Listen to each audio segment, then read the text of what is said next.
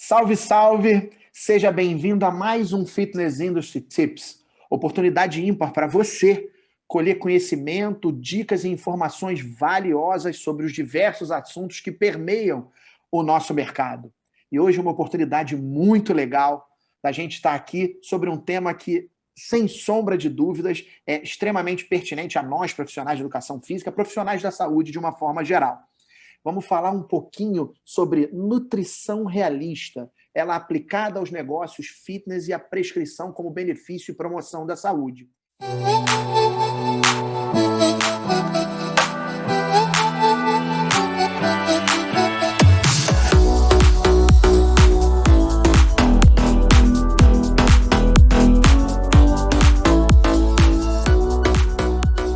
Fitness Industry Tips.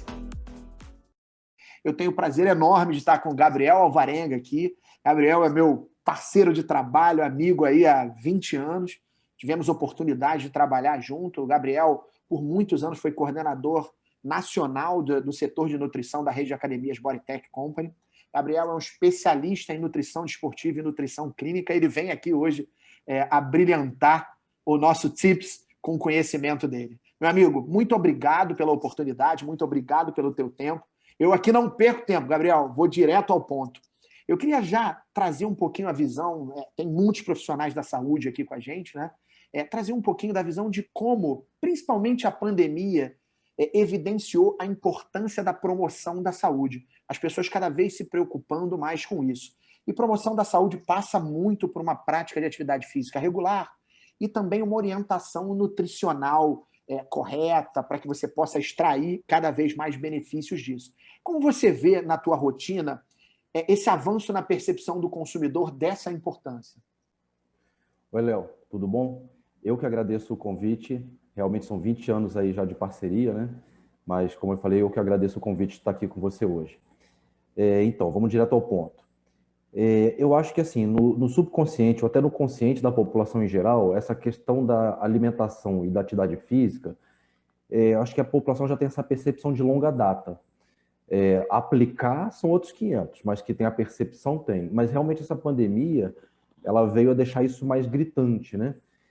Teve muita gente que já se antecipou e percebeu o caos que ia ser gerado por essa pandemia e já tratou de prevenir um cenário ruim para o lado de piorar taxas sanguíneas, ganhar peso e tal, mas teve um pessoal que, na verdade, só foi se tocar disso depois de sentir na pele o impacto que foi de ganhar peso. Muita gente ficou diabética, muita gente passou a ficar hipertenso, porque passou a ficar muito estressado em casa, e aí ganhar peso por conta da alimentação errada, e aí isso acaba levando a pessoa a perceber a importância dela reverter esse processo, e aí não tem outro caminho.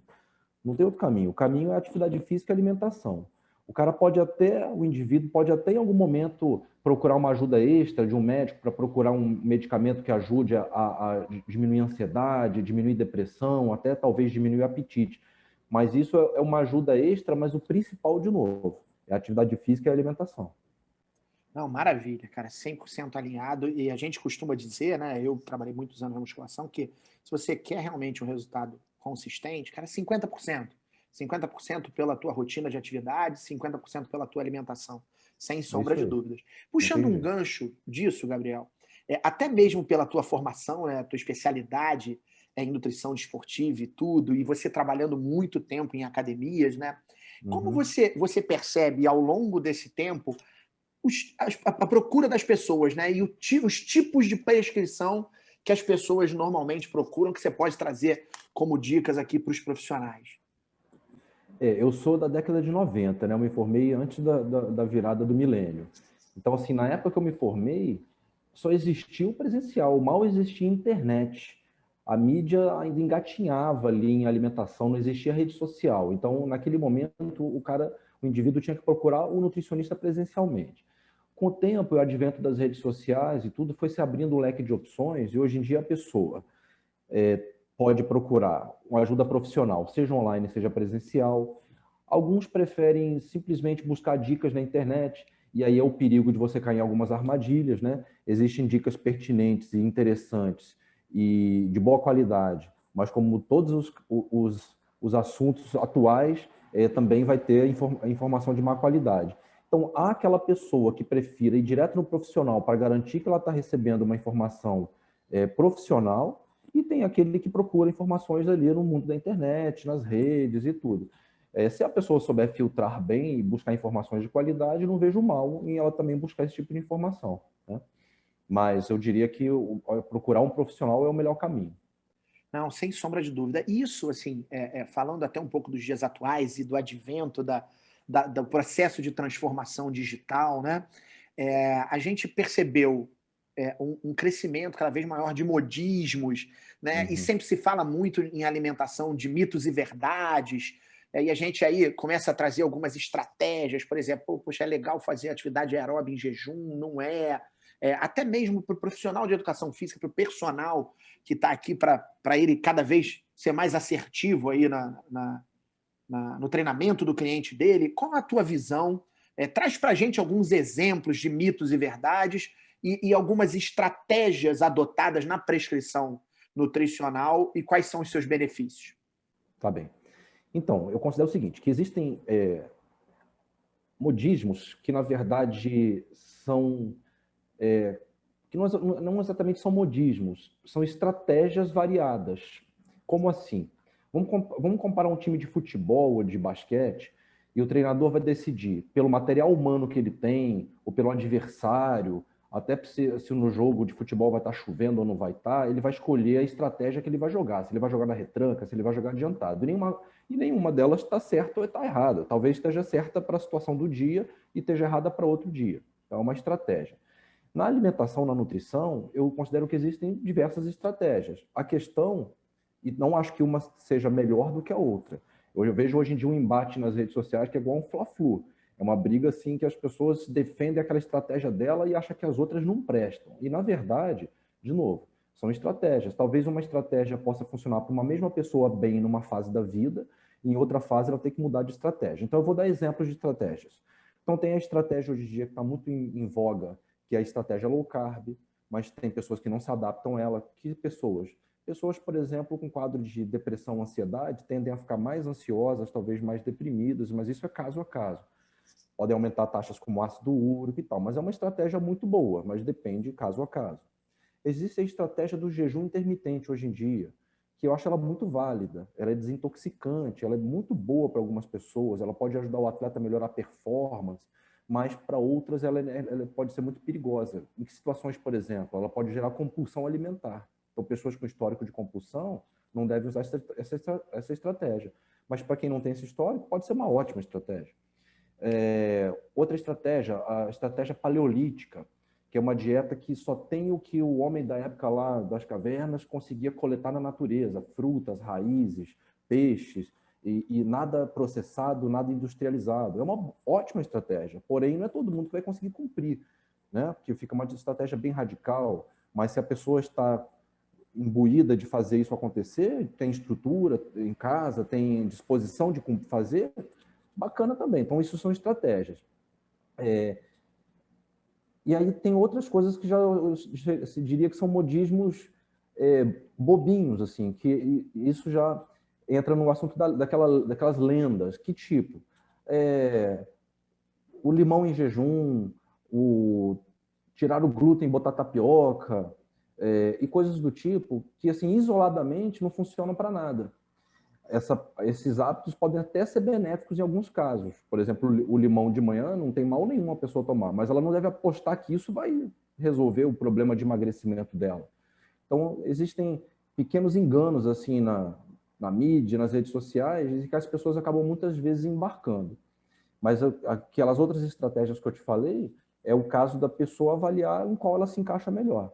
E me diz uma coisa, para o profissional de educação física, para o cara que está ministrando a aula dele, atende vários clientes, para o personal trainer, como ele pode, obviamente, além de indicar um ótimo nutricionista, como ele pode trabalhar de forma conjunta tanto a aplicabilidade lá das atividades dele para os clientes, quanto a nutrição, com dicas e orientações por exemplo, vamos variar o horário do nosso treino e aí a tua alimentação nesse dia tem que ser assim ou assado.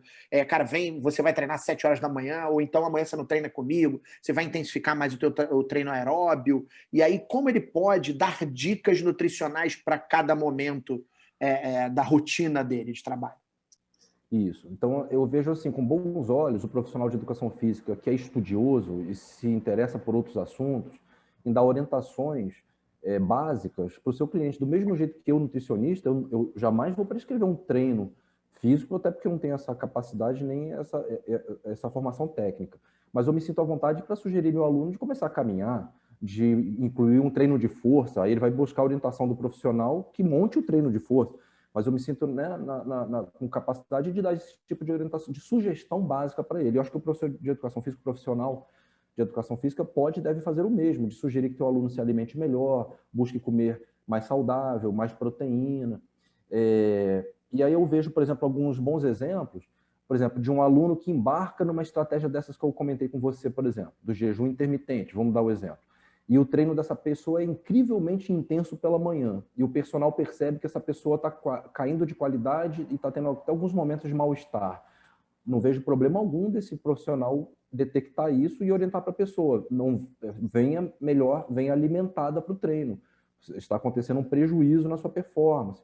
Então, esse tipo de situação. Ou uma pessoa que, de repente, resolve se tornar vegetariana, que agora isso está acontecendo bastante. É uma outra estratégia, eu diria, né? Ok, mas muitas vezes a pessoa que se torna vegetariana passa a ingerir praticamente zero proteína, come alimentos muito saudáveis do tipo frutas, legumes e verduras, mas muitas vezes a alimentação dela fica super deficitária em termos proteicos. E muitas vezes naquele bate-papo ali durante o treino do instrutor, né, do educador físico com o aluno, ele consegue, naquela conversa ali informal, detectar que a pessoa não está ingerindo nada de proteína. Então, de repente, ela pode dar uma sugestão, olha, procura fontes de proteína vegetarianas para você complementar a sua alimentação. Você pode procurar ajuda de profissional, você pode se informar de outra maneira, buscar estudar opções proteicas vegetarianas. Um exemplo, o amendoim, tá? Que é o alimento mais proteico do planeta Terra, é o amendoim. Não é a carne, como algumas pessoas acham que é. Então, esse tipo de orientação e entendimento, eu acho que o profissional de educação física só tem como um diferencial positivo para a profissão. Cara, a gente acerta 100%. Todos os nossos bate-papos são sempre muito legais, cara. Para a gente concluir nosso tips, né, e deixar um gostinho de quero mais para as pessoas, um gestor, e a gente, obviamente, tem vários gestores que acompanham aqui, e eu tive a oportunidade, ao longo da minha carreira, como gestor também, de ter você como parceiro. Para um gestor, qual a importância e como ele pode fazer para introduzir no negócio em que ele está administrando, ou que ele é sócio, algo do tipo, uma atividade nutricional? Seja ela, cara, beleza, cara, vou ter um consultório aqui para uma pessoa, ou não, vou fechar uma parceria. Quais os caminhos que ao longo da tua jornada você mesmo praticou e que você aprendeu e que você pode deixar como dica para as pessoas, naquele viés de, cara, fundamental a gente aliar uma boa alimentação com uma prática de atividade física bem orientada, né? Então, Léo, eu vejo que cada vez mais, em vários âmbitos, em vários níveis, existe hoje em dia uma relação muito íntima entre atividade física e nutrição. Em que âmbitos, assim, que níveis eu quero dizer?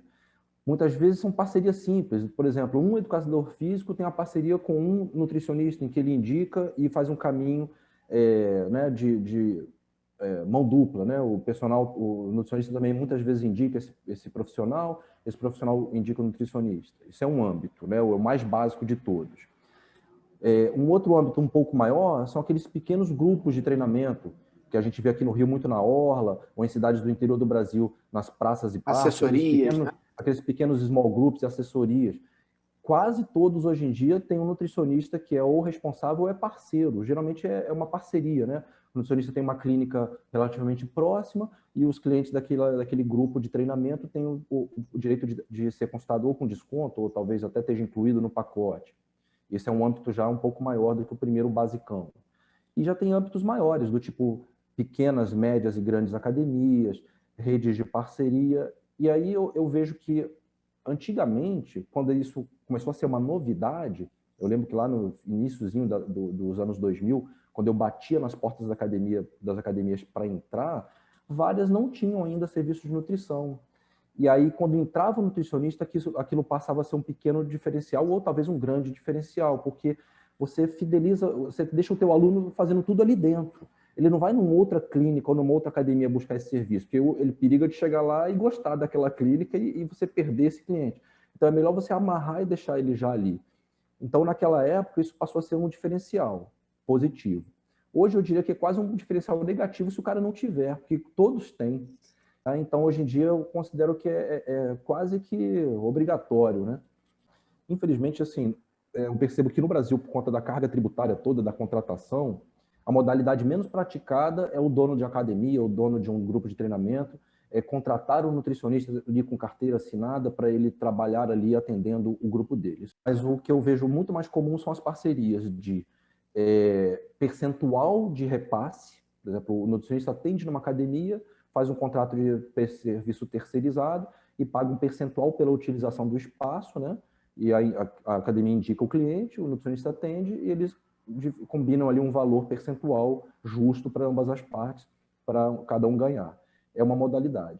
A outra modalidade é, por exemplo, o dono de um estabelecimento ceder, sublocar, né, o espaço dele por bloco de horas ou mensalmente, e aí o nutricionista faz o atendimento naquele local. Então, é uma questão de ambas as partes conversarem, né? Do encaixe do melhor formato. Meu amigo, cara, foi um enorme prazer ter você aqui, como eu já disse anteriormente, deixando o gostinho de quero mais. Você que está assistindo a gente, vai lá no nosso site, segue as nossas redes sociais, curte lá nosso canal do YouTube, você vai ter a oportunidade de ter o Gabriel presente, mais outros tips e talks com diversas informações.